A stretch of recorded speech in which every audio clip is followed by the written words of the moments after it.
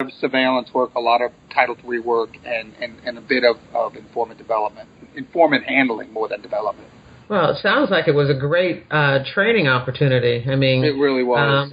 So how long did you do that? For about 2 years, and then the New York office was starting a new squad back in Manhattan, and I was kind of seeing the writing on the wall that if I was going to get a more vast experience, I was going to have to move, or else I was going to have to stay on this squad for 15 or 20 years before I was going to be in a position to kind of get my own thing going. They started what was called a non-traditional organized crime squad, which at that time in New York meant going after half the squad was going after Jamaicans and the other was going after the Chinese gangs. And so I volunteered for that squad, and my supervisor endorsed me, and I moved back into the main office in Manhattan and got on the ground floor of this brand new squad that was taken off, and it had a great supervisor and a great primary relief. And that's where I really started learning how to develop informants, it just took off from there. I was assigned to the Jamaican squad, at the Jamaican side of the squad, and I just got really fortunate one day early on. We had a walk-in, a guy walk into the office saying he had a bunch of information on this big Jamaican gang that was operating in Brooklyn, and I sat down and I had a first grade NYPD detective as my partner, which was another very fortunate thing. And it was shortly into the interview we stepped out, and he kind of knew exactly what was going on and schooled me on it. And this guy was actually part of this gang, and there was an internal war going on in the gang. And although he brought himself in as a concerned citizen living in the neighborhood that was just going to give us all, he was giving us such a detail of the inner workings of the gang that my partner, you knew he had to be a member. He had to be a member. And really what it was, as it turned out, him and his three brothers were kind of a breakaway faction of the gang, was trying to take over the gang. And he thought he was going to be smarter than us, right? He was a former Jamaican cop and down in Jamaica, and he thought he was just going to enlist our help in getting rid of the other side of the gang. So we played his game for about a year, and we kind of ran him for about a year until the war started getting really serious. And he called me one day and said, "Hey, you're going to hear about, they're trying to set me up. The other part of the gang is trying to set me up. They're going to say that I drove down the block and shot out of my car and hit a bunch of people, and a girl was hit and a little kid was hit. It wasn't true. It's not true." And I said, "Okay, just meet us come in the office and we'll talk." Well, by the time I talked to my detectives out in the field that worked the precinct, because after a year we knew these guys, the precinct level detectives who knew everybody in the neighborhood, we knew our guy actually did the shooting. So what happened when he came in? He never left. We literally interviewed him all night. We had the AUSA on the phone. We drew up a complaint and information, and we charged him. And he did not come in thinking he was going to be spending the next 20 years in jail. And we had to kind of get him to that point. And so it was one of these all-nighters, 3, 4, 5 in the morning talking to him. And the AUSA, very next day, first thing in the morning, he was appeared before the magistrate. He got the information signed, and we charged him. And then he cooperated. He had a brother already. One of his other 3 brothers was already in state jail.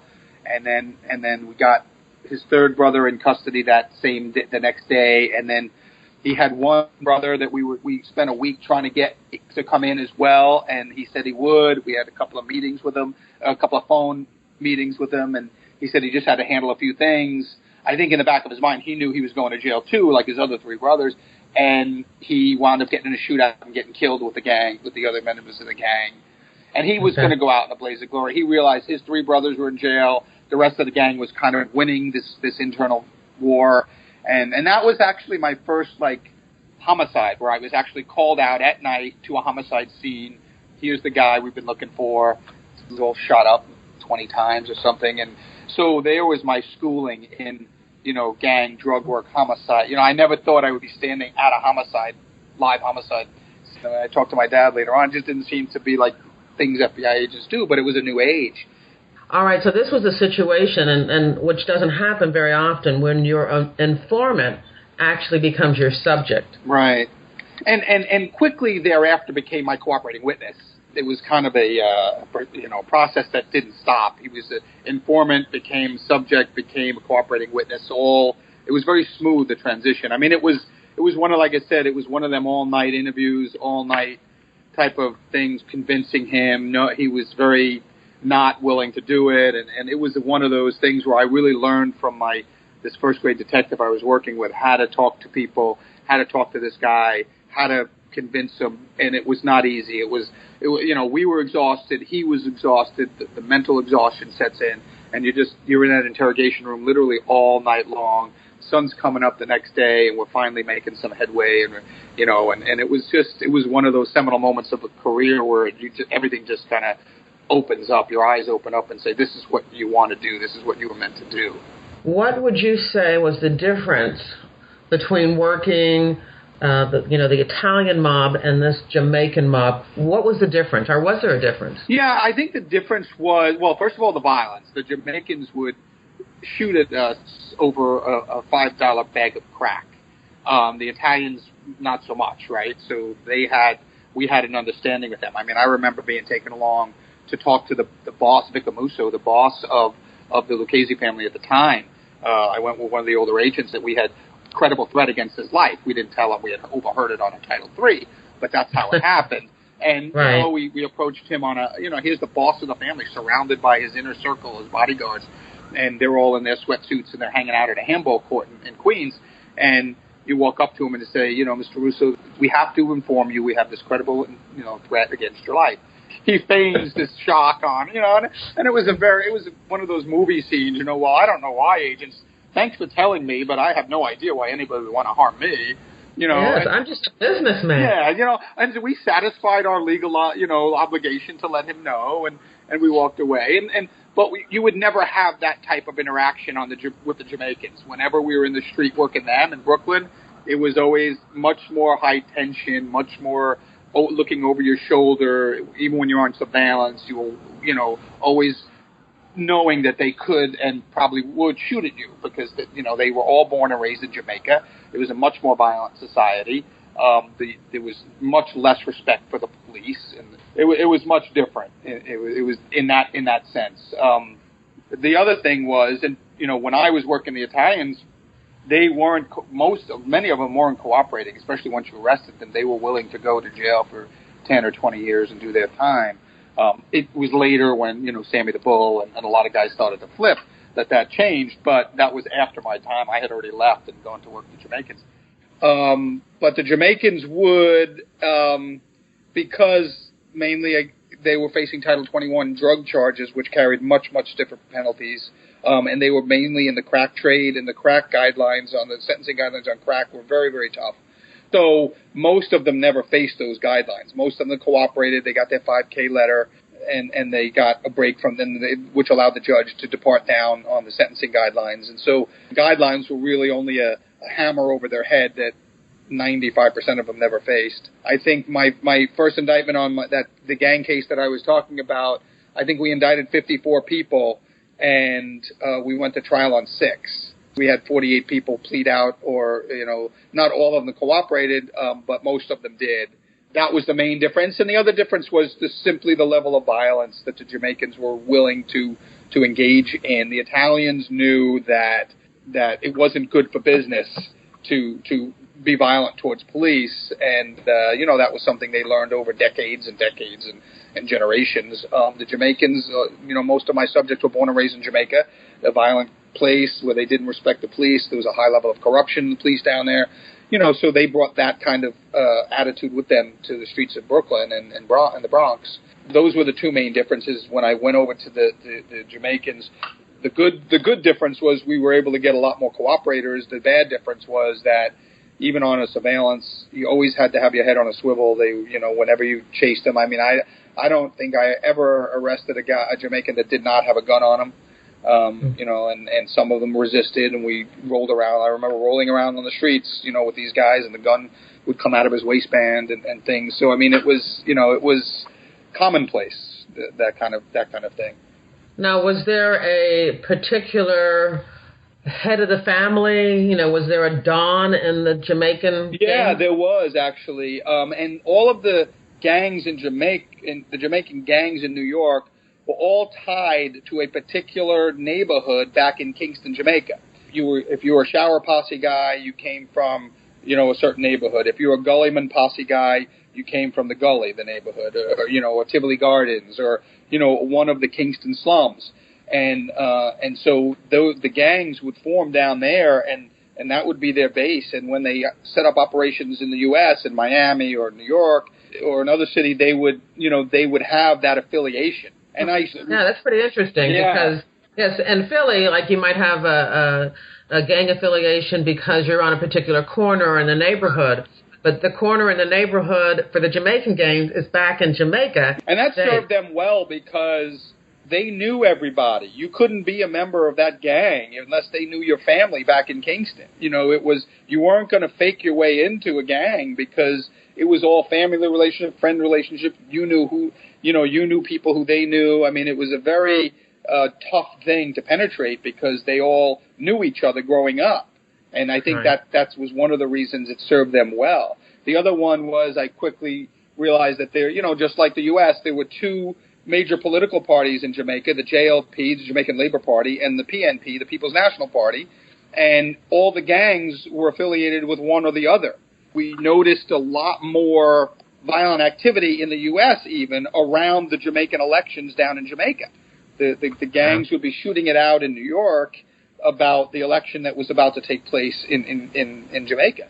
It was a learning process over a couple of years, but after a while, when I'm sitting in an interview with a Jamaican guy and I start talking about the JLP or the PNP, you could see them immediately change their posture. They immediately knew that, I had a knowledge of some of their inner workings. I guess also that really says a lot about the political corruption, where the gangs had an affiliation with the political parties. Absolutely. I mean, you had to know who you were dealing with politically in Jamaica, what neighborhood they were from, and each gang had their own, and neighborhood had their own way of doing things. Some were more violent than others, and it was just a learning process over a number of years. Now, was there a particular gang or a gang affiliation that you were concentrating on, and what was your success with that? My first case was the Gullyman Posse case, and Eric Vassell was the head of that, and that's the one that I talked about earlier where the informant came in, the former Jamaican cop came in and gave us all the information. We ultimately arrested him. But, in that case, we indicted, that was the case we indicted 54 people, and we eventually got all of them. Vassell got away, and he escaped on us. The first night, the big takedown, we got about 36 out of the 54. We did 30 simultaneous search warrants in New York, Dallas, Texas, Albany, New York, and other places. But, it was during one of those searches that we found numerous photographs of our gang members with the current Prime Minister of Jamaica. And in those photographs, clearly visible on tables in this room was cocaine and weapons. When you say current, you meant current at the time. At that time, he was the Prime Minister of Jamaica. And, the U.S. Attorney, it was the time it was the time period when Daniel Noriega, in Panama was getting indicted by DEA and stuff. So, it kind of created a stir that we got these photographs. And I was summoned down to the U.S. Embassy in Kingston within weeks of those search warrants and word getting out that these pictures were had. And I remember, being a little intimidated being pulled into the ambassador's office. They wanted to see the pictures, and so they were looking at the pictures. And, these are State Department guys. They don't want to ruffle anybody's feathers. And they were looking and trying to see if the photographs could have been doctored. But this was before digital photographs. These were not digital cameras. These were not doctored photographs. It was interesting to now be embroiled in this political type of thing. They really wanted to know whether we were going to try to pursue and we were not. It was not that case. We were not going to indict any politicians down in Jamaica or whatever. Only because you didn't have any evidence or any... I mean, we had these photographs. Our guys had long moved away from Jamaica. These pictures were from years earlier. So it wasn't, we were not focused on that. We weren't planning on going down that road. We had already had the indictment. The case had a structure and a kind of a theme already, and this was just kind of a sideshow that came up because we happened to find some of these photographs. At this point, this is 1990. I've got 3 or 4 years in the Bureau at the time. Here I am embroiled in this huge indictment, 54 people. getting summoned to the ambassador's office of a foreign country. It was quite the learning experience. So now you've indicted 54 people. Yes. How does that affect the gang? I mean, are they still operating? This was pretty much a top to bottom dismantling? Yeah, dismantling. In fact, out of the 54 people, there were 2 people at the passport office in New York that were under their control that was giving them U.S. passports and stuff. And we had fraud charges in there because they were doing some fraud work. I mean, the number of charges in the indictment alone was massive. Here I am 3 or 4 years in the Bureau, and I'm walking into a room, this auditorium with, I would say we had about 350 to 400 agents and detectives that night ready to take down. I had just come from the courthouse with all the warrants, and, my head is spinning. My SAC is basically standing there over my shoulder. It was a lot to deal with. And, but yeah, it was a top to bottom dismantling of the organization. People told me later that they thought that the movie New Jack City was actually based on this case. I don't know that to be sure, but there was a building at the corner of Sterling Place and Schenectady Avenue in Brooklyn. It was a 8-story apartment building, and it ran a block long, and the gang owned it, and we seized it as part of the case. I was working with our forfeiture analyst at the time, long before the takedown. And the night of the takedown, we seized the entire building. I mean, it was a substantial property that the gang owned, and they had, I don't know, there was maybe 250 apartments in the building, and occupied, and many innocent people. So when I say we seized it, we didn't evict anybody, but we probably had search warrants for 20 of the apartments in there that the gang was controlling, and they had a elaborate system of traps where they hid the drugs, and the buyer would be brought to one apartment, and then the drugs would be brought from another, and the money would go to another. It was actually a substantial takedown to target that building.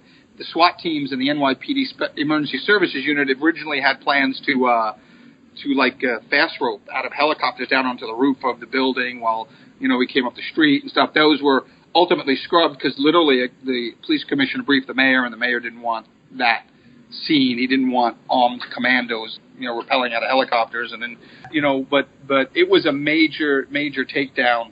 I can only imagine. Yeah. That's the type of thing that TV shows and movie scripts are made of, and you got to do it in real life. Yeah, and it was the best learning experience you could have. That and the trial that followed, I never learned as much about evidence handling, and I approached my work as an agent so much differently after that. The best thing for any new agent is to go through a trial. Because it changes the way you approach an investigation from the beginning, and how you handle evidence, and how you handle Elsher tapes, and how all of that stuff. Unless you get a guilty plea, or the ultimate goal is to have all this stuff put before a jury. Well, there are so many pitfalls along the way that can prevent you from getting that before a grand jury initially, and then the jury. That nobody really schools you on those pitfalls, on the little mistakes you can make along the way that may lead to a suppression hearing or something like that. Going through that whole process, especially, we only went to trial on 6 guys, but it was a RICO CCE indictment. So there were many, many charges, and there were many counts in the indictment and stuff. So, we had several hundred witnesses. We had, I think, 18 homicides charged in the RICO. So it was it was such a great learning experience. I was such a better agent after that case because of that experience. And that's great that, as you said, it happened earlier in your career. Oh, yeah. It was very, very fortunate. So, did you continue after that case to work? How long did you work on that Jamaican gang squad? Oh, I worked on that for from 89 to 2000, so 11 years. My next indictment after that one was the Heartless Posse. We indicted, I think, 32. That case was actually a joined case with FBI Miami, where FBI Miami was doing one of those cocaine for green card cases. Our subjects were in contact with the Miami subjects giving out green cards. So our subjects were all indicted in a case called Island Green out of Miami. I think they indicted 119 people in that case, and it was all that cocaine for green cards. But then we did a separate indictment in New York on the RICO, the CCE, the drugs, the murders, and stuff like that. I think it was either 30 or 32 in that indictment. That was my second indictment. So, another big case, we took him down in the hotel. We took our case down. We coordinated with Andy Bland, who was the case agent in Miami. Andy was a fantastic agent, former West Point guy, and I think he was the AD of training, and then he was SAC Houston. We took our cases down simultaneously, and so we did one of these cases where we had a hotel in Kennedy Airport, the Holiday Inn, and we had 2 rooms.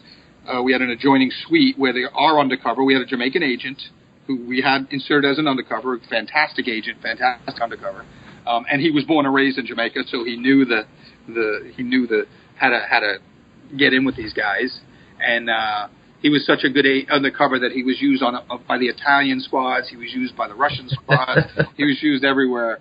Hold on, because you were saying that one of the reasons the gangs work so well is that they had all these family ties. How come this guy this undercover agent was able to infiltrate the gang? He was from a very small family, and it wasn't in Kingston. It was just outside of Kingston. And his entire family had already relocated to the U.S. I think his mom, one of his folks was deceased. The other lived with him and his wife. He married a non-Jamaican woman. So I can't remember what his actual cover story to them was, but I think because he had the dialect and he had the language and he just he was authentic. I was going to say he was acting, but he was so authentic because he was the real deal. I think that they never ever saw him even as a possible. I mean, they probably thought you couldn't be born in Jamaica and become an FBI agent, So I can't remember what his exact cover story was, but he was unbelievable. The bravery of participating, because you're saying that they're a very violent gang. Him walking in and sitting down and participating and associating with them, he's putting his life on the line. Oh, yeah, absolutely. And after we took that case down, I got approval for him as his handler, I got approval for him to stay home. He basically worked from his home for 6 months or more than 6 months, doing all our transcripts or his transcripts from all the body recordings that he had done and our Title IIIs that we had done. We just got approval for him to work from home, come to the office once a week or, bring the transcripts in because now the U.S. Attorney really wanted the transcripts gone over with a fine-tooth comb over and over again, and there were changes and markups and things and stuff. So we got him kind of under the radar for a long time until we got everybody rounded up and stuff. And then he did some more undercover work for other squads, like I said, some other things. But they always were real careful with him. And then I think he eventually wound up on an SOG squad or something where he was out of the limelight and out of. But we took that case down in that hotel, and these guys were all coming in on the last. It was the last of a series of transactions. They had the big load of cocaine, and they were ready to get their green cards. And so, it was one of those things where we had an adjoining room, and the undercover would say, okay, here's the cocaine. Good, guys, thanks. Let me put this in the other room and go get your cards.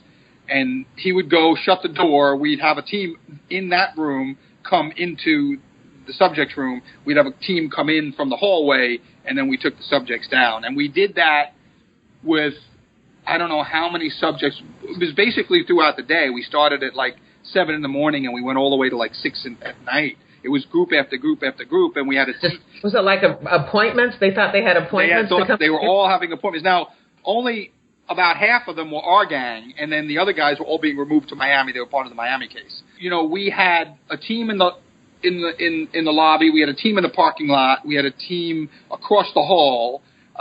We had the room was all wired up, and sometimes guys would show up early for their appointment, and they were literally waiting with their cocaine in the lobby of the Holiday Inn or having lunch at the restaurant in the Holiday Inn, and our guys are surveilling them. And I remember at one point a guy showed up with his kids that we didn't anticipate. So we're like, oh, my God, what do we do?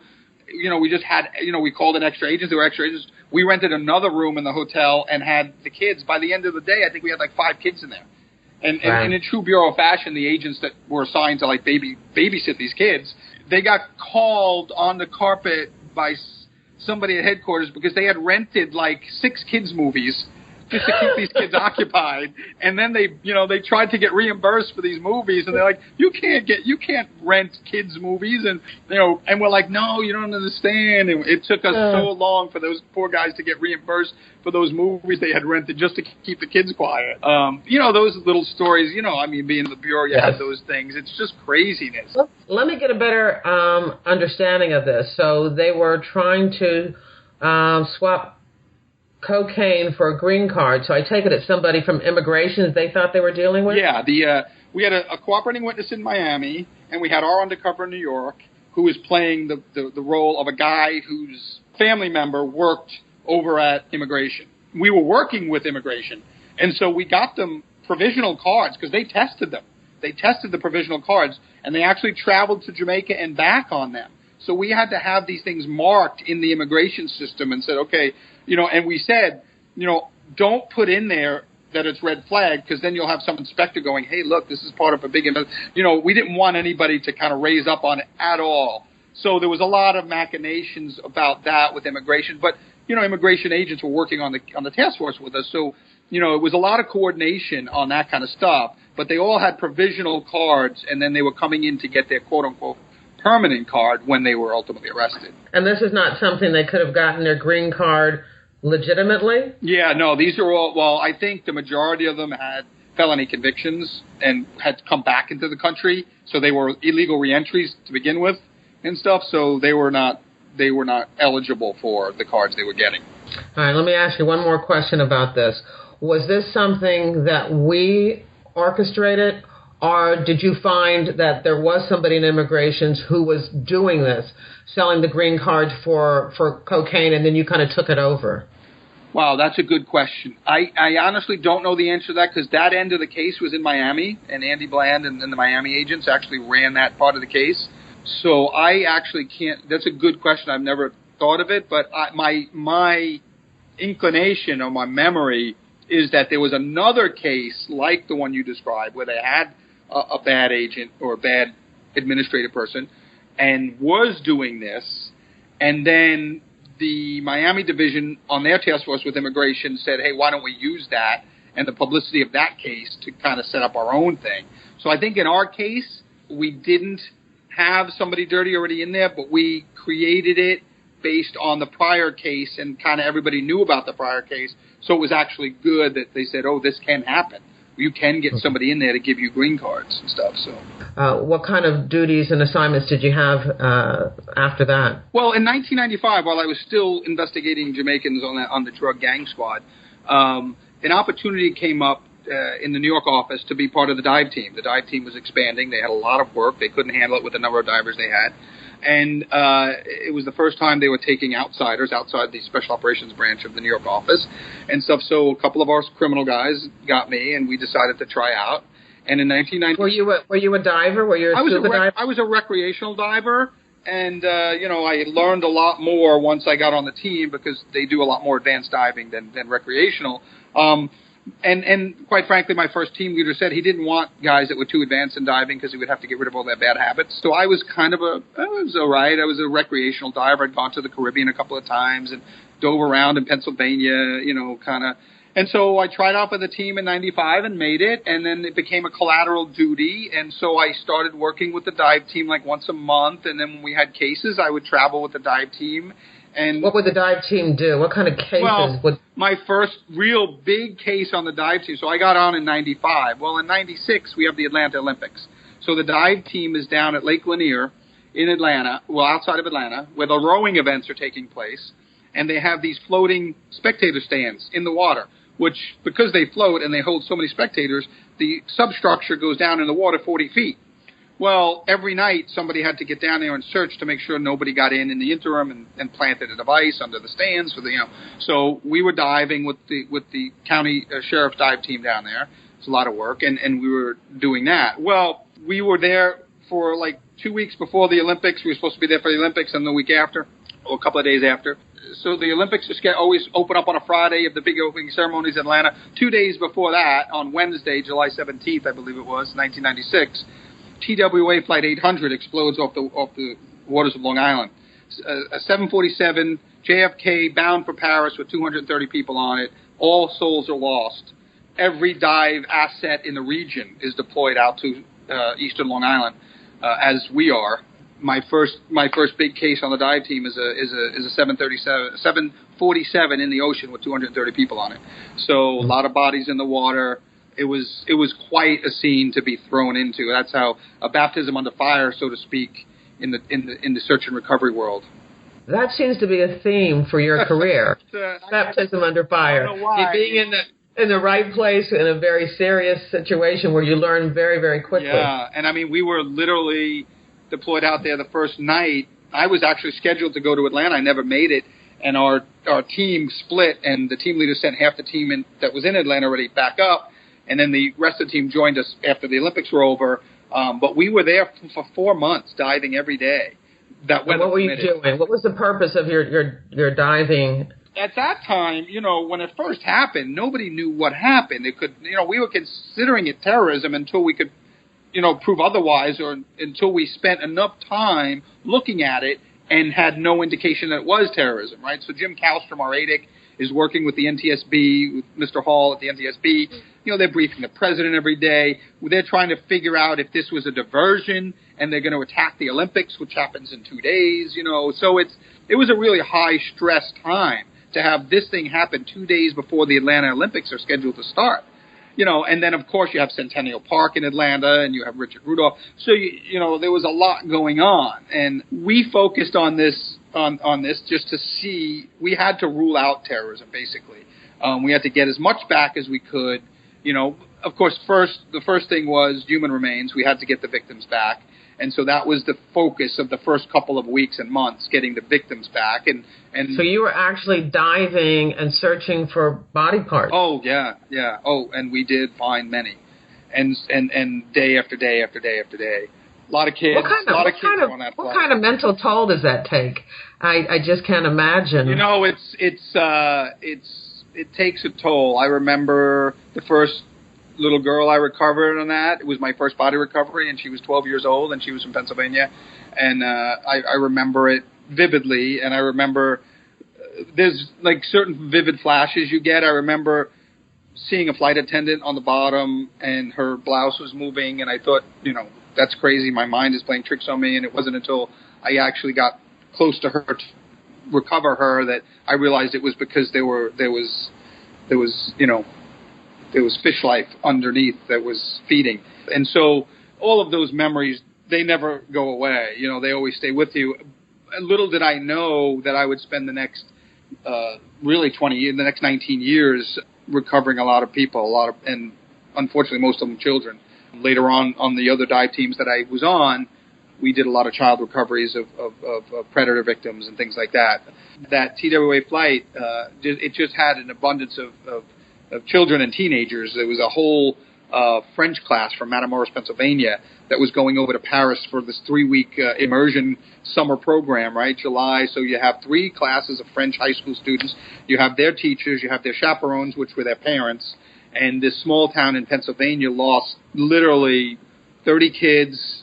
I don't know how many parents and teachers and stuff. And, you feel that because the parent, there were other people that show up. I remember 1 year later, on the anniversary of it, they had a memorial service out there. They invited all the divers. They had a huge barbecue, and people were walking around with big buttons of their loved ones who they lost, on their clothing, and they would engage you and want to talk to you about the work you did and want to thank you. And I'm so glad I got to do that, but it's not something that a lot of agents experience in their careers. Oh, no, absolutely not. Initially, you're going down to recover bodies, but your main goal is to recover evidence, I assume. Oh, yeah, and after 4 months, or, the weather actually into November got too bad, and we started losing too many dive days to the weather, and then they had trawlers actually drag the bottom. We had ERT people on those boats all winter, the winter of 96 into 97. They were rough seas, and those poor guys were getting sick all the time, and they would drag the bottom with nets and stuff after, But in the end, the engineers told us we got all 230 victims back.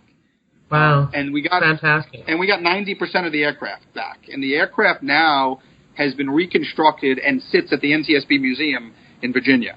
And people. And what was the final outcome of that? The final outcome was it was a faulty wiring harness that was run at that time through the center fuel tank of the 747. And as odd as it sounds, 230 people is a very light flight for 747 going to Paris. So that was, they flew with the center fuel tank empty on those flights to be more economical. And so, as most people know, a fuel tank full of fumes is more combustible than a fuel tank full of fuel. Because the compressed gases in the tank become more of a bomb. And when they went back and looked at other 747s that came off the line in that generation of aircraft, they saw a pattern of fraying in the wiring. That plane was delayed on the ground at Kennedy Airport that July evening. They had the air conditioners blowing. They overheated the systems in the plane. And when it got to about 13,000 feet, there was a spark that ignited the center fuel tank. One of the changes the FAA and the NTSB instituted after that was those planes flew with full fuel tanks all the time, no matter what load was on there. It could be 5 people on a plane. That fuel tank was going to be full. Interesting enough, another kind of side note on that was there was an Agent Newark division whose wife was a flight attendant for TWA, and that was her first international flight, and she was lost on that flight. Oh. Yeah. So this is really fascinating because I don't think many people understand that the FBI has a dive team. You hear about our ERT, which is just the evidence response team. You hear about HRT, which is the hostage rescue team. But it doesn't sound like, what's the official name of the dive team? Well, it's the Underwater Search and Evidence Response Team, or USERT. USERT. And we're actually administratively under ERT. And all the dive teams are co-jointly housed in their field offices with ERT. And we go through ERT training, and we're funded forensically by the lab. We get forensic training. So we're forensic divers. We're underwater crime scene experts.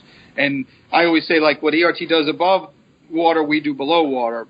It's not. They do a lot more analysis than we can underwater. But yeah, we're funded by ERTU, and they have an SSA at ERTU that covers the dive program and stuff. That started in about 2000, 2001, when I was actually the team leader in New York. I had ascended to the team leader position at the time. And in New York, we had the only dive team, the only official dive team. There were some SWAT teams that did some diving and stuff, but we had the only officially sanctioned dive team in New York. Well, we started getting so busy that the lab said, okay, we want to take what you've kind of built in New York and we want to replicate it in 3 other field offices: Washington Field, Miami, and LA. And so I spent the time from 2000 to 2003 not only running the New York team and doing all our missions, but traveling to those 3 other field offices and setting up their teams, buying their equipment, selecting their members, setting up their training courses and things like that. So those 3 years were just a blur because of that kind of activity. And then at the end of 2003, we had the other 3 teams set up.